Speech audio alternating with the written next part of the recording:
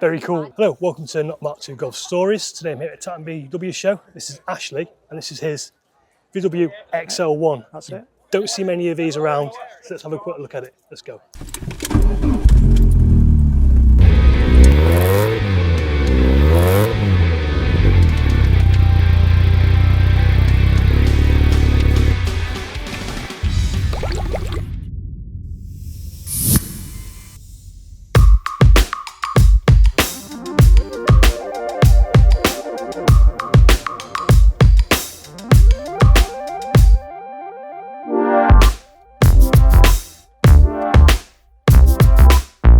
Ashley, XL1. That's it. Pretty rare. Yes. 20 in the UK at the moment, I believe. Originally 28. Do you know how many are on the road? 8, I believe. 8. Yeah, What's it like owning such a rare VW? It's all right. Just having a car, innit? Yeah. People like to see it, and that's that. That's Cool. fine. Let's have a little look around them. I spoke to you briefly before, and I said, how did you come across it? And the answer was? I went down to Volkswagen dealership in Bristol and bought it. Excellent. Well, there you go. Simple as that. Yeah. So they don't sell many of these. What year are they? 2015. 2015. Yeah. They look so, even now, they look so futuristic. Yep, I agree. I'm biased, but there you go. Is it a diesel hybrid?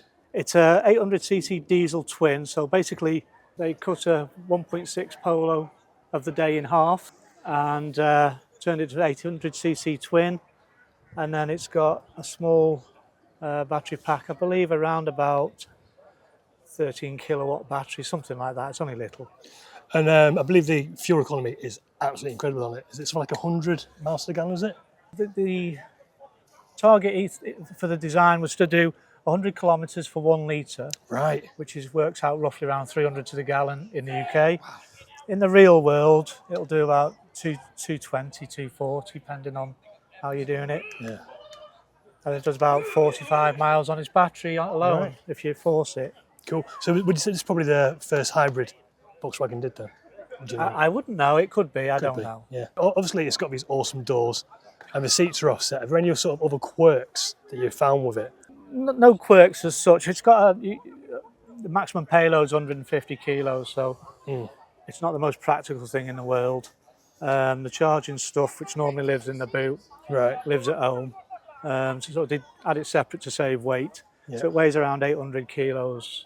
And you've got no mirrors, you've got the cameras. You've got the cameras, Yeah. which actually work all right on this. Than other cars I've got, which I've got a Honda E, which has the same, but they're useless in the rain. So these actually work a bit better than Hondas. I wonder why that is. I don't know. It's very cool. Maybe it's design. Maybe. Do you get to go out much in it, or is it just a show car? Just shows, really. Occasionally I'll commute to work, but if it's a nice day, I like to drive it, but I don't want to put miles on it. Yeah, so of course, yeah. It's a bit tricky, really, sometimes. Did you have to get a special insurance company for it, or? You have to go specialised for sure. Yeah. But you can get insured. It wasn't hard to get insured. Mm-hmm. It isn't exactly cheap to be insured, but kind of knew that. Yeah. Did VW service these, or is it so? Do you have to get service where you bought it from? No, it has to go to Volkswagen Milton Keynes, the technical centre. They're the only place that will service them. Yeah. So they come and collect on a low loader each year, take it away, and it's usually gone about anywhere for 4 or 6 weeks. Because it's more than just a service, it's a thorough check. It's 3,000 mile service intervals. Oh wow. Which I don't get anywhere near, but it gives you an idea of how non-practical it would be. Yeah, absolutely. So yeah, goes once a year. And tyres are 800 quid. But nobody's ever bought any. Bloody hell, what's the tread like on them? Great, like it lasts forever. Wow. Michelin made 500 for the original batch, and they only sold 2 because when the battery goes flat, if you open and close the doors all day, because it energises the cameras for 30 seconds, it flattens your battery. Right.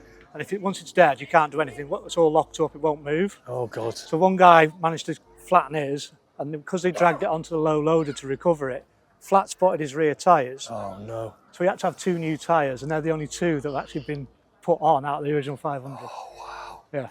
Right. Because nobody's driving them. So what's so special about the tyres? Is it just the fact they're ultra thin, aren't they? Yeah, they're only tiny little. R15s, Yeah. Yeah, aren't they?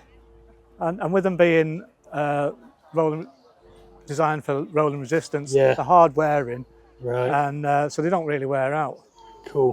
Do you mind if I have a sit in it? Because I've never sat in one of these. Or would You, you rather don't? That's all right, fine. you've got to watch your sill if you do, I won't sit in it. It's all right. because I had to get them redone because they were all scuffed to death. when Yeah, I no, got it's it all done. right. I won't risk it.